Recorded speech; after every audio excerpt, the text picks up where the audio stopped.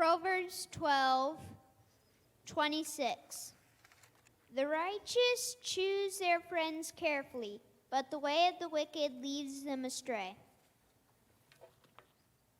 Thank you, Brinkley. Awesome.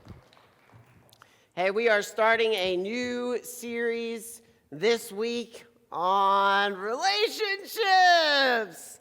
I know. And every time I say, hey, we're starting a new series on relationships, everybody groans because that means that we're going to talk about dating and marriage and all that good stuff. And that will be a part of this month, but it was requested that I don't dive quite as deeply into the romantic relationship side of things, and we keep it more on the friendship side of things. And so we are going to keep it more on the friendship side of things. But I want you to know that what happens in your friendships and the way that you balance and handle and relate to your friends will have a significant impact on the way that you relate to your future spouse. All right, so while we are keeping it focused on friendships, I want you guys to remember that it is important that our relationships in general are healthy, because we are striving and we dream of healthy relationships in the future. It's important that we start now where we are having healthy relationships in general. And so tonight we're asking this question: what is your vision for the future? What is your vision for the future? Because here's the deal. Relationships are important. We need other people. We were created to be with other people. We were created to be in a relationship. When God created mankind, he said it is not good for man to be alone. We were created to be in relationship. And we even talked about that a little bit last month when we were talking about the things that we love to do. Like, those things are better when we get to do those with other people. And how we handle our relationships is vitally important. How we handle our relationships is vitally important. And so the question is, what is your vision for the future? What do you want your future friendships to look like? What do you want your future marriage to look like? What do you want your future dating relationships to look like? This is a vitally important question, because our friendships determine the direction of our lives. And generally, and I say this very, very generally, okay? So understand that. I say this very generally, but generally in the area of friendships, we just kind of roll along and take whatever friends come into our lives. Generally, we are not very intentional about the friends that we surround ourselves with. And this can lead to some problems, because friendships determine the direction of our lives. And so if we are not very intentional with the friendships that we surround ourselves with, then that has a dramatic impact on the direction of our life and where our life ends up. I have something to admit to you guys today. Our family, myself included, we are apple snobs. It's true. I have a picture of us with some apples here. We are apple snobs. Not any apple will work for our family. We eat a lot of apples. Matter of fact, the people at the checkout line in Kroger, they have started saying, hey, have you come for your weekly supply of apples? Because we will go into Kroger, and it is common. Now, keep in mind, we have a family of 6, okay? So we eat a lot of apples. But it is very common for me to walk into Kroger, grab 2 of the bigger green thicker plastic bags, and buy 40 apples for a week. And then the next week, go back and buy 40 more apples, okay? And so, not any apple will work for us. We are a Honeycrisp apple family. And if Honeycrisp is not available, occasionally we'll go Pink Lady, like we'll settle for Pink Lady. And Luna sometimes likes the Granny Smith because she likes the green apples occasionally. But we are a Honeycrisp family. If Gala is all that is available, not going to work. I might as well not even bring them home. They have to be top of the line Honeycrisp. And not only Honeycrisp, no, they have to be flawless. And when I say flawless, I mean that my kids have like bruise detectors deep within their souls. And they can look at an apple and they can say, nope, that's got a bruise on it. And one teeny tiny bruise makes the whole apple inedible. My kids love apples, especially Tate. He eats like 4 or 5 apples a day. It is nuts. But he would rather leave an apple sitting on the shelf with one teeny tiny bruise and just let it sit there than eat an apple. That's just the way we are. We are apple snobs. And so, I have a very specific vision when I go to Kroger to get my apples. I am very, very, very intentional with how I pick out my apples. Because if I don't choose the right apples, they will get thrown to our chickens. And I don't buy apples for our chickens to eat. I buy apples for us to eat. And so I walk into Kroger, and some people go for the already bagged up stuff. And if that's all that's available, like every once in a while, I'll take a chance knowing that, 2 or 3 out of the 10 apples are not going to work, but I might get some out of it. But generally, I am, every time, unless it's just not available at all, I'm going for the bulk where I can pick out each and every single apple that I touch. And so I will go there, and I am that obnoxious person that will stand there for like 15 minutes. I've got all the Honeycrisp apples in front of me. I will pick one up. I'll look at it. I got to look at it really close because remember, one bruise, and it's totally inedible. They can't eat around the bruise.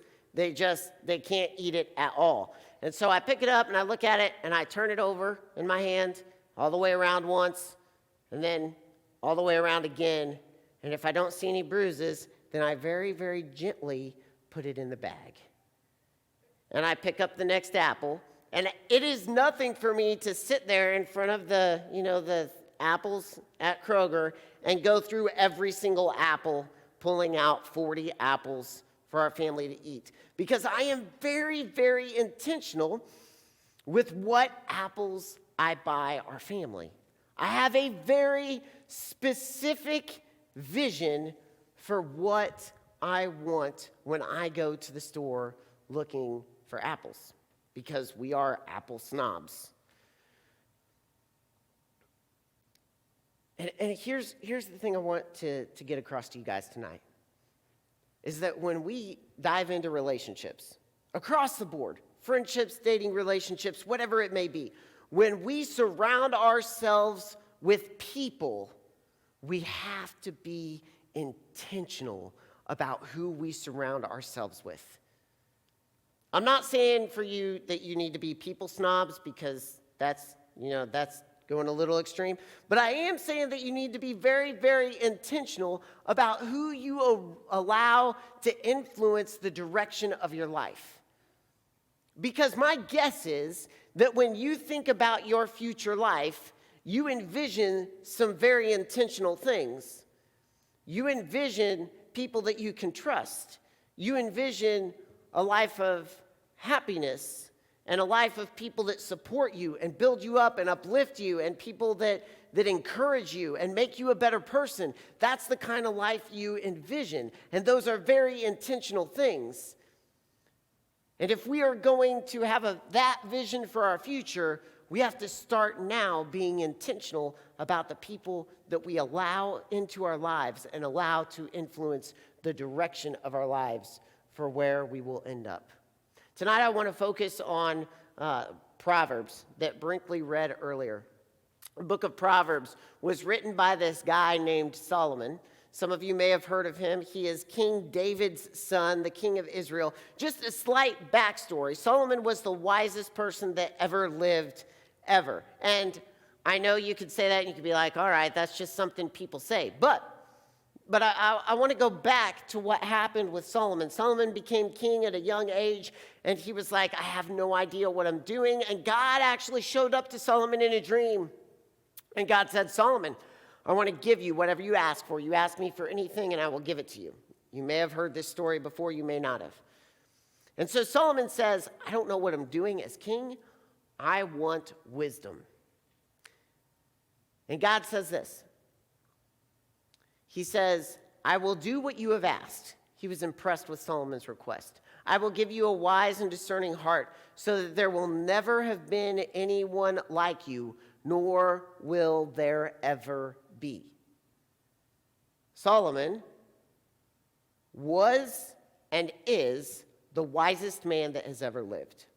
And then at the end of the verse, it kind of goes through and God says, listen, I'm so proud that you didn't ask for long life or peace or wealth. And so I'm going to go ahead and give you all that. And if you continue to follow me and do what I say, then you'll have long life. But I'm going to give you wealth and peace, and it's going to be awesome and incredible. And then Solomon awoke from a dream. And I put that there because if people go back to 1 Kings, I wouldn't want you to look at that and say, well, it was just a dream. Solomon awoke from a dream. And so Solomon is left wondering, okay, was this really just a dream? And people could argue, all right, it may have just been a dream, or was it real? And so can you imagine being in Solomon's situation? Like you wake up from this dream and you're like, dude, that was a crazy dream. That was nuts. And then you're like, wait a minute. Was that real? And you're left wondering. Well, a few chapters later in 1 Kings, it says, God gave Solomon wisdom and very great insight and a breadth of understanding as measureless as the sand on the seashore. Solomon's wisdom was greater than the wisdom of all the people of the East and greater than all the wisdom of Egypt. He was wiser than anyone else, including Ethan the Israelite, wiser than He-Man. Well, that's pretty cool, right? Wiser than Calcol and Darda, which that's cool too. I know those guys. And the sons of Mahol, which, yeah, he's known also this time. And his fame was spread to all the surrounding nations, and he spoke 3,000 proverbs, and his songs numbered 1,005. And if you continue to read on, it says, every king in the world at that time sent people to Solomon to learn from him. And here's the cool thing. It was in the midst of all of this wisdom that Solomon wrote 3,000 proverbs. God gave Solomon this wisdom, and he wrote these proverbs, which brings us back to the proverb that we're reading today. A friend, a righteous person, chooses his friends carefully, but the way of the wicked leads them astray.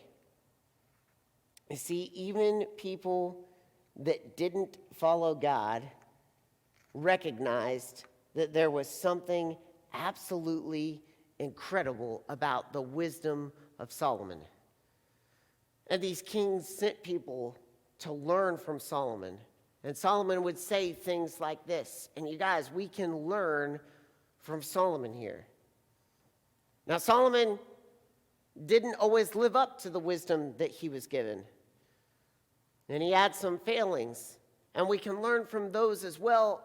And tonight, I want to focus here on this idea that even if Solomon didn't live up to choosing his own friends wisely, God gave Solomon some pretty incredible words that can be alive and true for us today. That if we choose our friends wisely, they are going to influence the direction of our lives. When I go to Kroger and I choose apples, it influences the way our family eats. My son Tate is a super picky eater, like crazy picky. He eats not very little. He's getting more brave about the foods that we make, but he is a very picky eater. And so if he doesn't like we always make him try what we make, but if he doesn't like it, he'll go grab an apple. Well, if I don't choose my apples wisely at Kroger, he just kind of wanders around. Like he walks into the kitchen and he opens up the fridge and he just stands there. And we're like, Tate, you got to shut the fridge, buddy. And he's like, I don't know what to eat. And then he walks over to the pantry and he opens up the pantry and he just stands there because there's no apples in the house. And so I have to be very intentional about the way that I choose my apples. And in the same way, we have to be very intentional about the way that we choose our friends, because our friends will determine the direction of our lives. And it's vitally important that we choose our friends wisely. So the question becomes, how do we do that? How do we choose our friends wisely? Because it's not like we can say, all right, hey, Bob, stand up here for a minute. Let me look at you. All right, now answer these 50 questions. Okay, now you passed all those. Okay, you are now my friend. It doesn't work like that. You just kind of get to know people, don't you? And so I was reading a Skit Guy's book.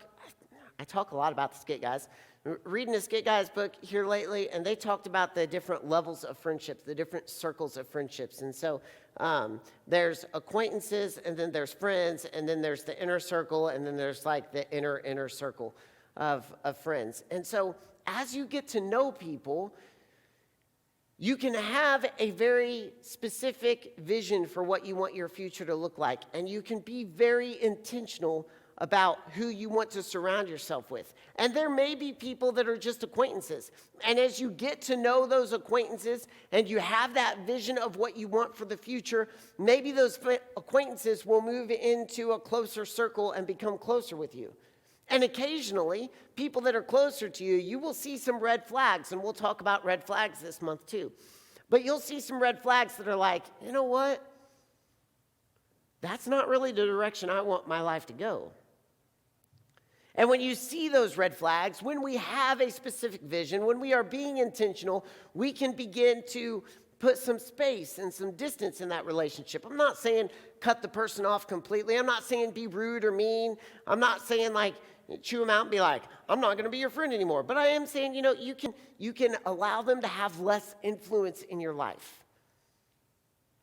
You can spend a little bit less time with them. And you can influence the direction your life is headed by who you allow influencing your life. You can be intentional about your friendships and about your relationships.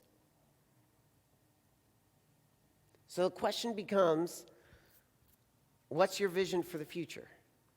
What characteristics do you want your friends to have? How do you want them to treat you? How do you want them to treat other people? It's really vitally important who we spend our time with. What do you envision your friends treating you like when you're frustrated? How do they handle it when you're hurt or when you're angry? And when we begin to ask ourselves these questions and we begin to come up with answers, we can see a very intentional direction we want our lives to go. And when we do this for a dating relationship, we can be even more intentional. How do I want a person I'm dating to be as a mom? How do I want them to treat me as a boyfriend or girlfriend? How do I want them to treat other people of the opposite sex? And you can really be intentional with the questions that you ask yourself. And so the question becomes, what's your vision for the future? Because it's important who we allow to be our friends. Because our friends influence the direction of our lives. And so tonight I've got a practical challenge for you. And it's simply this. This week, I would love it, and in years past, I have given you guys the dreaded list. And some of you cringe when you hear that. We had a meeting with students, our student leadership team, before the night started tonight. And they were like, are you going to give us that list again of all the characteristics we want in a husband or wife? Not going to give you the list tonight. You don't have to try to write that down. But I would encourage you to sometime this week, take a moment and spend some time thinking, What do you want your future relationships to be like? What characteristics do you want in a friendship? What characteristics do you not want in a friendship? What are some red flags where you say, all right, this is going to be a red flag for me, and I may have to put some distance here and some space here if this happens? Because our friends influence the direction of our lives. Check this out.